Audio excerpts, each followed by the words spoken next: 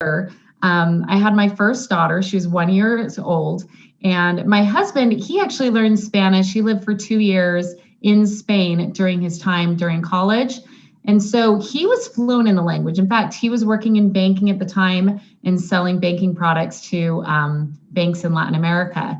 And so I thought, oh my goodness, I'm a new parent. Wouldn't I love to have my daughter learn a second language? And so I said, hey, speak to her in Spanish, speak to me in Spanish. We'll do this whole like immersion thing, right?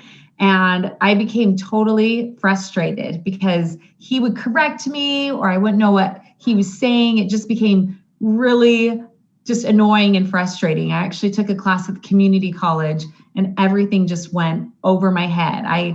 I'm not like a natural at learning languages. And so with my first daughter, we just kind of like dusted the dream under the rug to become a bilingual family. And I didn't actually pick it up until I had my fourth and fifth child. Yes, I have 5 kids. And with them, I was like, let's try this again. And so that's what we did. And we, went through a lot of struggles with trying to learn, but we figured out some secrets in the process of what really makes a family become bilingual and learn a language together.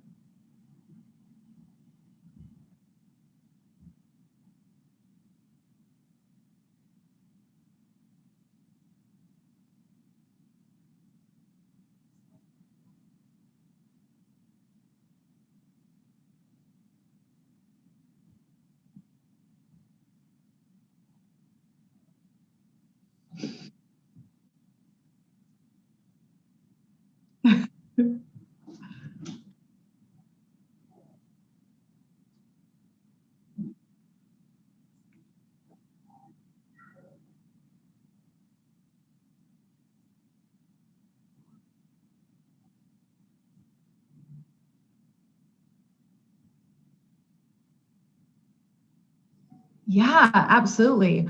Well, the RV trip actually, the idea for that got inspired by something that we did during COVID. One of the things that we found with learning a second language is that you needed a connection with other native speaking families, right? And so during COVID, we started this program there where we have a family language exchange with other families.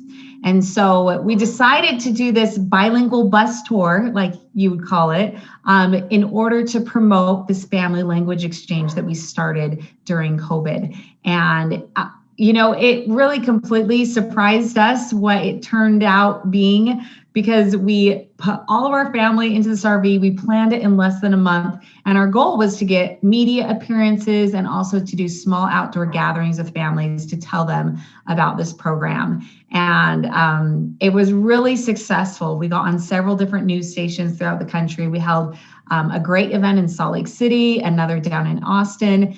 And we learned a lot of things about traveling with 5 kids and a dog in a 30-foot bus.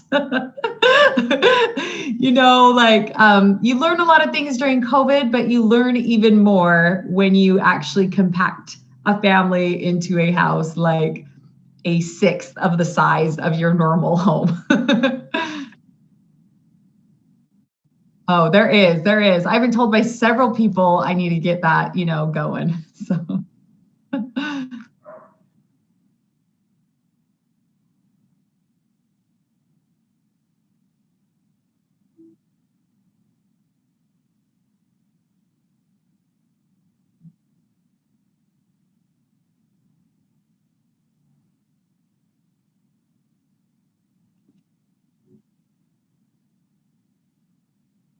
Yeah, well, the quest was to really talk about how a family can learn a language in their home, right? Whether that be an RV or whether they be a big home, whether that's a home in Mexico, whether that's a home in Canada or the UK or the US, because we have families in our program in all these different places. So the quest was to share the, mission that we have, which is families can learn a language together in their home and they can do that with each other.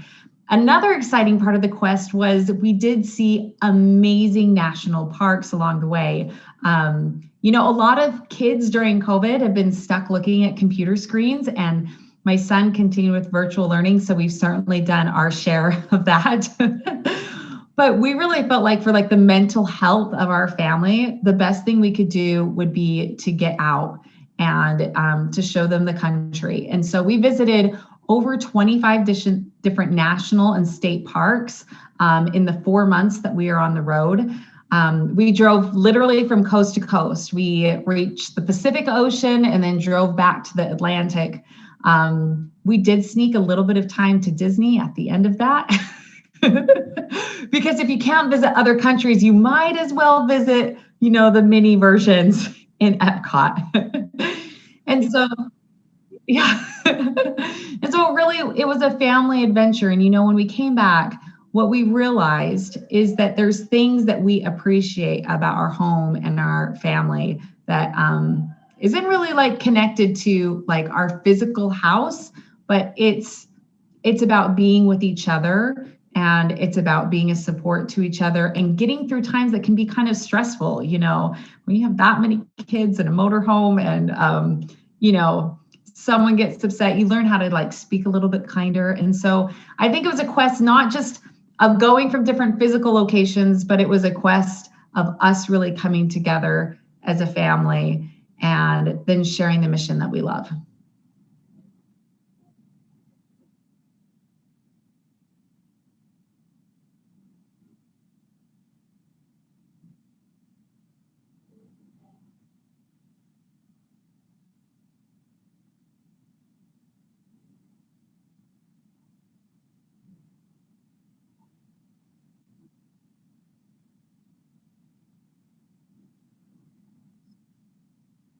Mhm.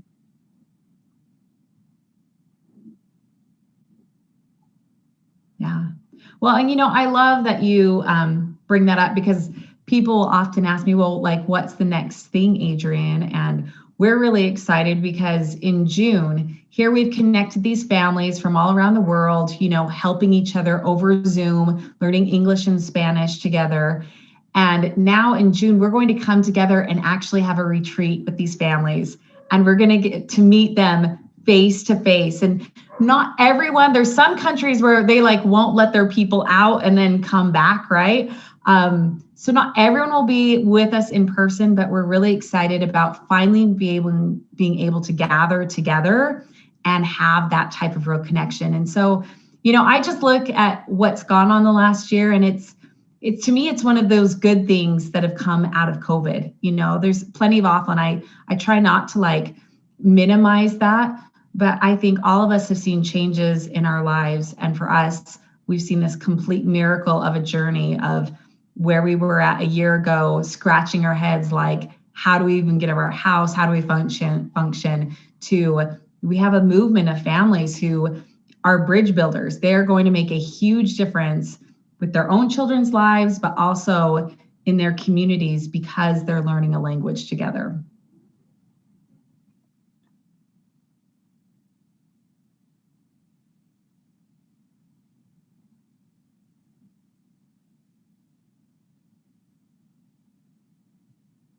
Mhm.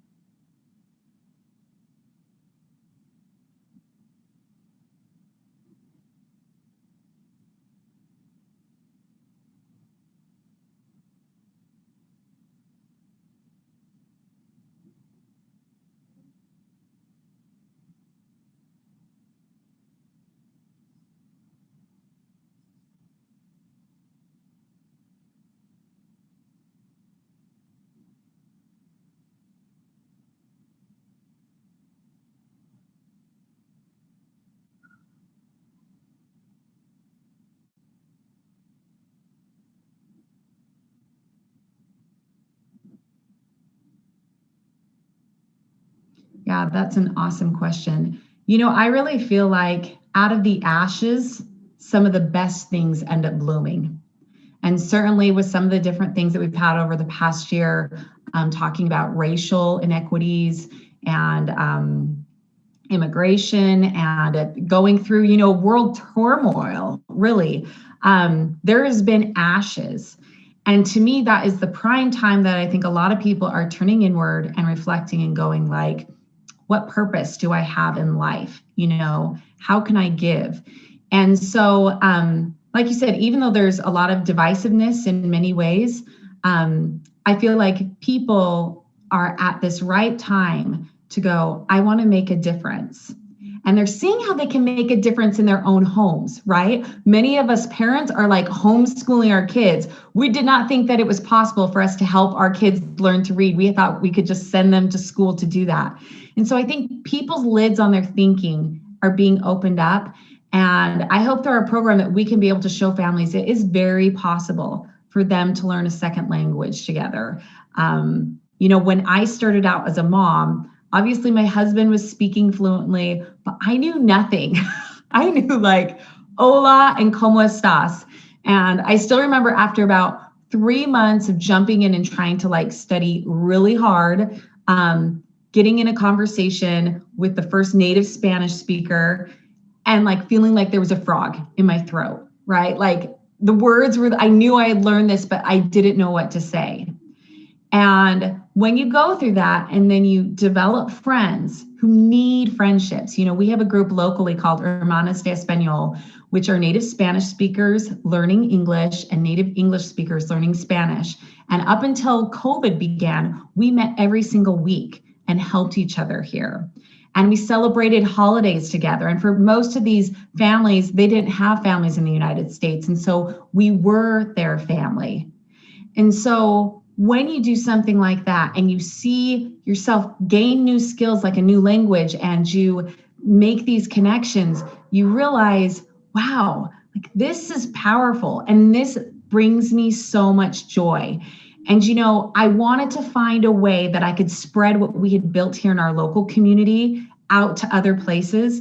And it really took COVID for us to actually see and to push us in this new direction in which we then reached out and helped other families do what we were doing already.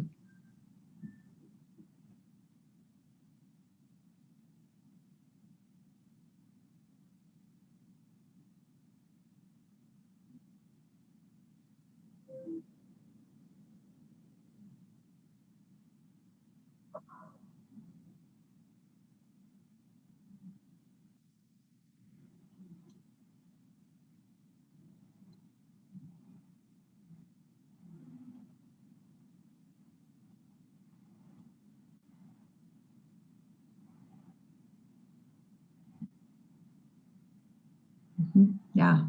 Yeah, it's really powerful. So, and I've seen you grown, in your own things, which has been awesome. We met, I believe, right before the pandemic started, probably like the last in-person event held before all this like went down. So it's been awesome to see how relationships can be nurtured online. And certainly families in our program have gotten that, they are telling us like, oh, we want to visit, our family in the US, or we want to visit our family in Mexico, and, sharing different neat traditions and things that we hope that through those experiences, it will help them notice the people in their community who also may be from different cultures.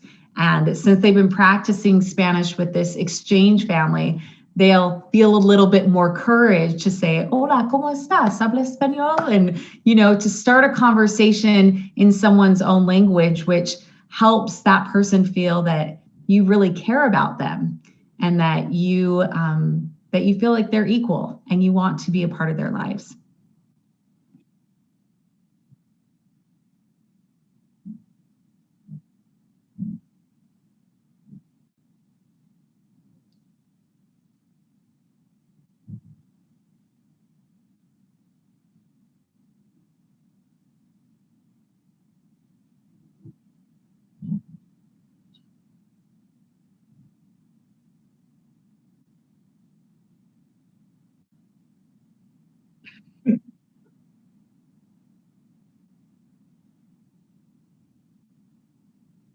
Mm-hmm.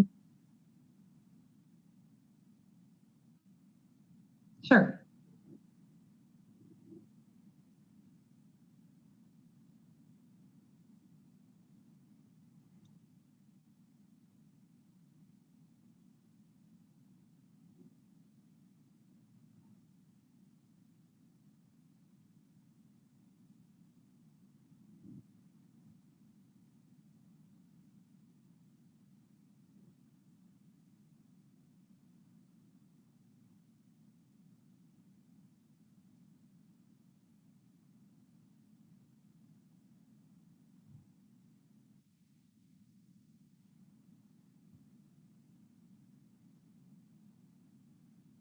Mhm.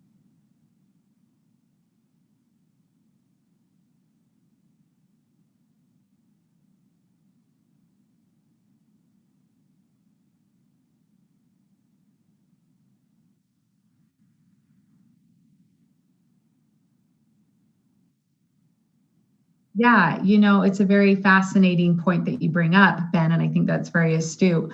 In other countries, bilingualism is very normal. All kids go to school, learn two different languages, particularly first world countries. And here in the US, that's not a thing, really, right? Except for those little smattering of like bilingual schools. Other languages aren't pushed here. And I think there's kind of an expectation too of people who move here. Like, if you move here, then you should speak our language. Let's like write off the fact that our language is like one of the most difficult languages to learn. And unlike Spanish, in which it makes sense as you read it, every time we read, we have these like words that don't actually sound the way they should sound.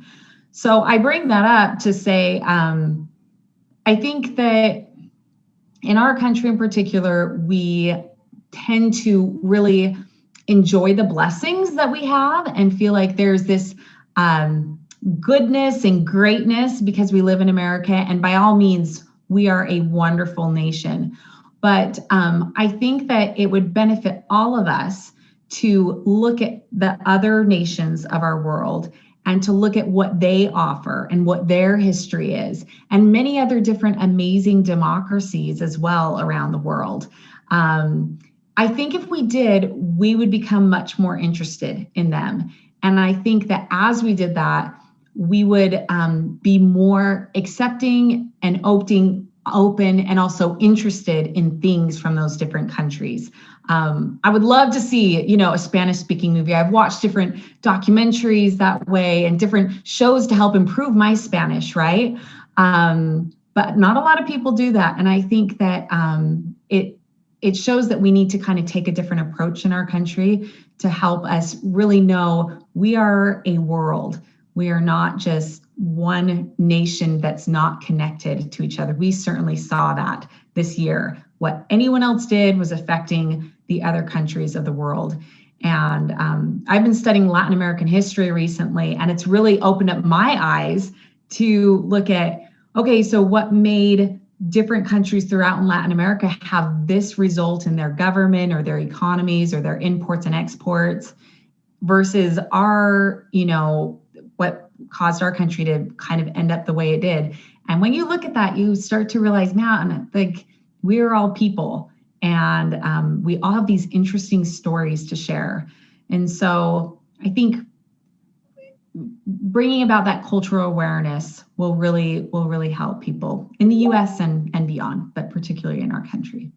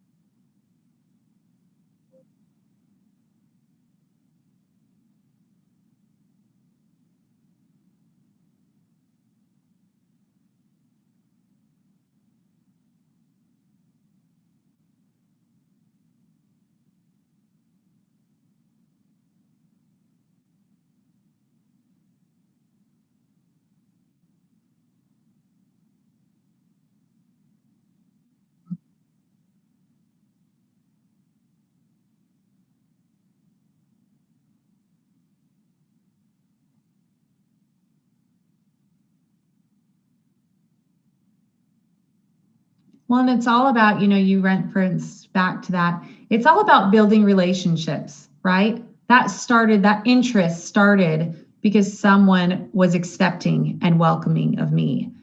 And you would be amazed at how many people I meet here who are native Spanish speakers who don't feel that welcome being here. They feel that people might be judging them in different ways. And it's really unfortunate because they have so much to offer. If you've ever been to a Latin party, it is like the best food ever. And immediately they welcome you, with a kiss and a hug, and you're a part of their family.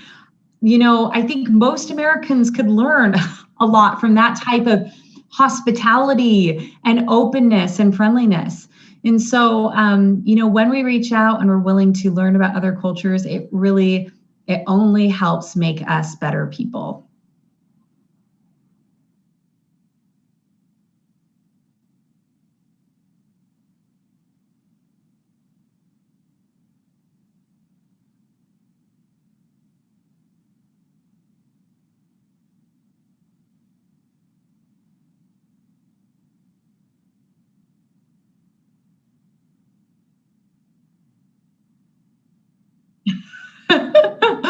Well, today I actually recorded my first episode of a brand new podcast that will be releasing in mid-April called Building Bilingual Families.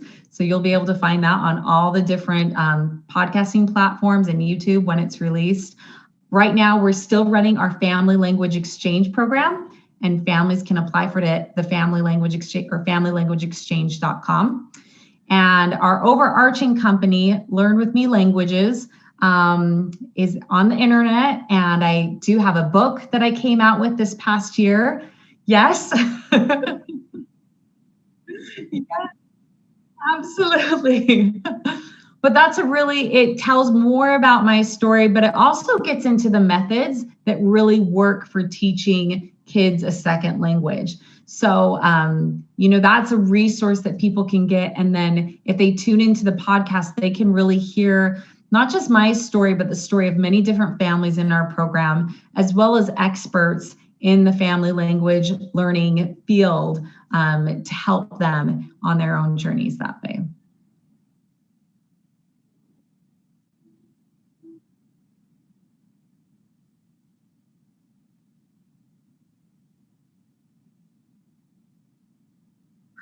Absolutely. I will. Like I said, it hasn't launched yet, but we were recording today and I have this past week. And so we'll get those links up so people can check us out.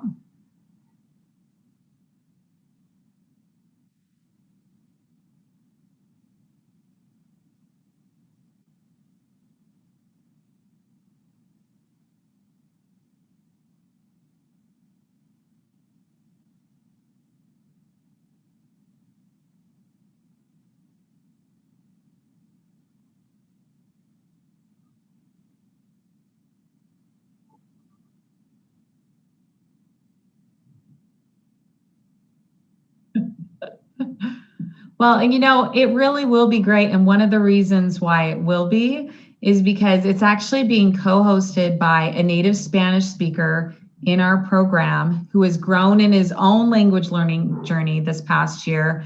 And so we're producing in both Spanish and English. So, I've not been formally trained in Spanish, like at the college level. I've learned it completely from connection with native speakers and learning within my home. And I'm going to be doing the show in Spanish as well. So I'm putting myself out there, being vulnerable so people can see that, it's a journey, it's a process, and we'll be interviewing families in Spanish as well.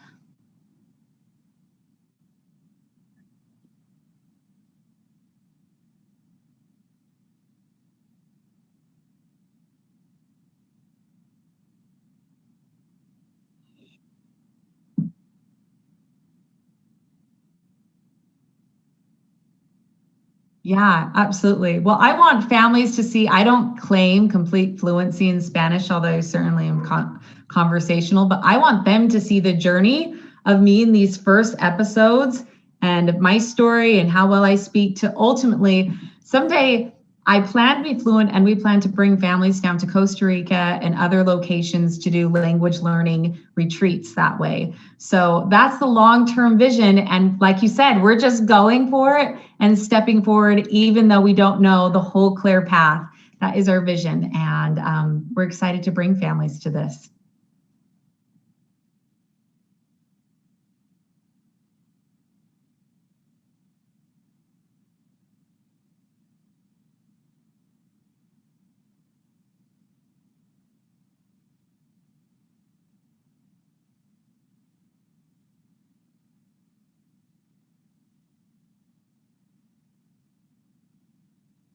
Yeah.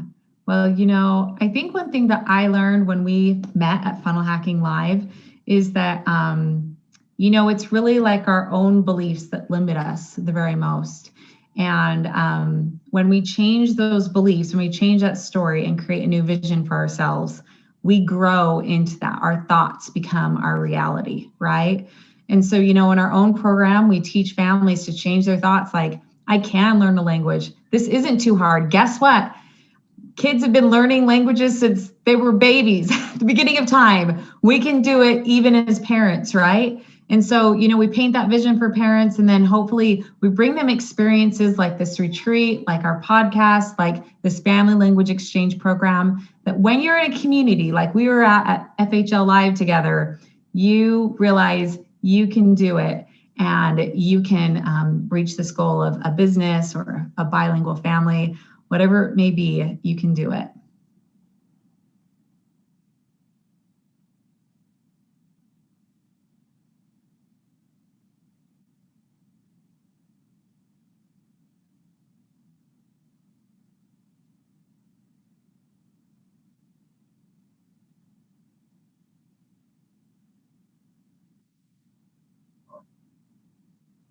Absolutely. It's connection. It's 100% connection.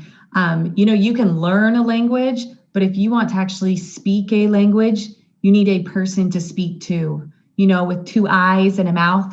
And like the Duolingo amigo does not count, it's not a real eyes and mouth. And so, like I said at the start, I studied really hard. I went to the Spanish library story times. I thought I was working hard, and then I felt like I had a frog in my throat the first time I talked to someone who was a native speaker. If people can make those connections early on in their language learning journey, then they will be motivated to do the work. They will learn the right pronunciation. They'll get the rewarding benefit of helping someone else learn the language, right? You're like comrades in this war of like, let's learn each other's language, right? And so that camaraderie really propels you forward. And so, there's a lot of resources out there. You can use different tools, but ultimately you need to have that connection.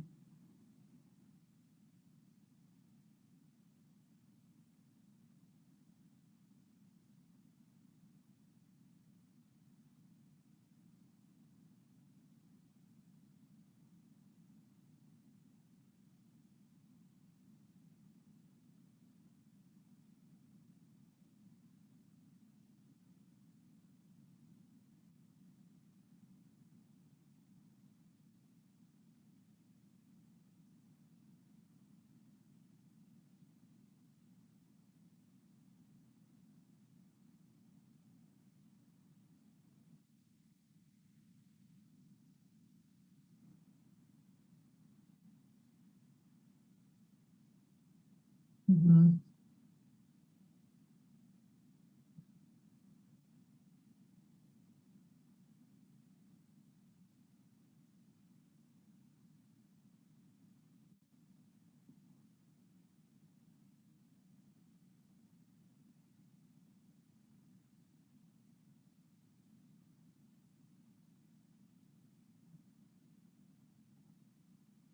Well, and think of how many of us miss out on these relationships too, because we don't take the time to learn someone else's language. It's a two-way street. Like I think about all of my friends who I've gotten so close to, I would have never known them. The like over 150 families that we've met through our family language exchange program, I would have never known them. They would have never been this impact on my life.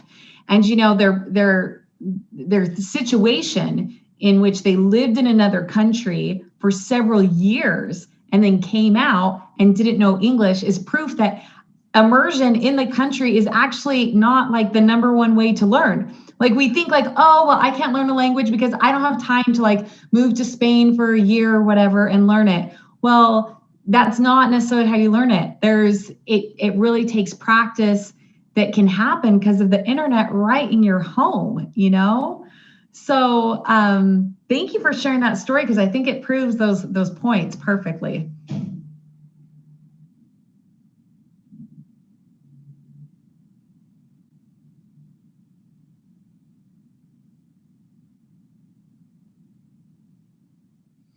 Okay. Well, I think the first thing that I would want to share is that, Ben, it's just been a privilege getting to know you. It's been such a treat to see your work and to see your growth. And, I think that that's an inspiration to so many people who have a goal, who have a mission that they want to do, that you just take steps forward.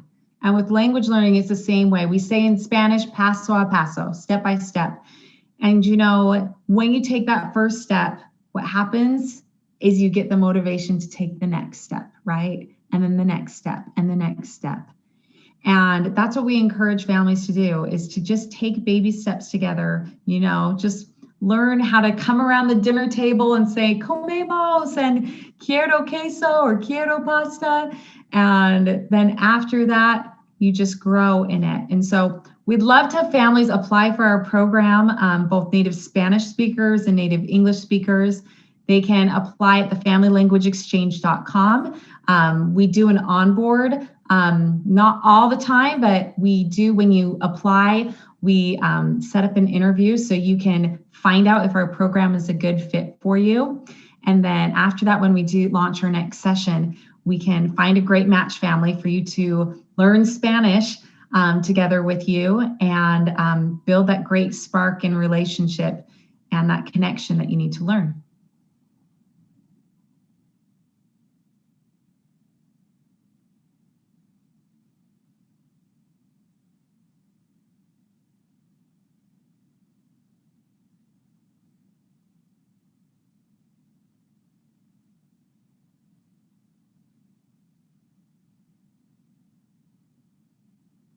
Thanks, Ben.